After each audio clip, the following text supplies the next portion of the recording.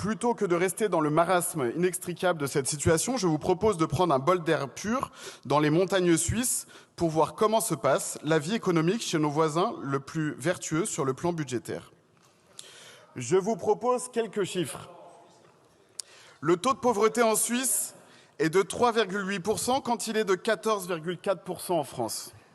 Le taux de chômage en Suisse est de 4,1% quand il est de 7,3% en France. Le taux d'emploi industriel en Suisse est de 20,2% quand il est de 13,3% en France. La part de l'industrie dans le PIB suisse est de 20% quand elle est de 9% en France.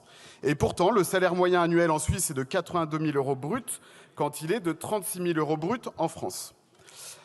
À écouter la gauche, nous pourrions imaginer que la Suisse doit être un paradis collectiviste pour avoir d'aussi bonnes statistiques. Raté. La dépense publique suisse est de 38% du PIB quand elle est de 58% en France. Résultat, la dette publique de la Suisse n'est que de 39% du PIB quand elle représente 113% du PIB en France.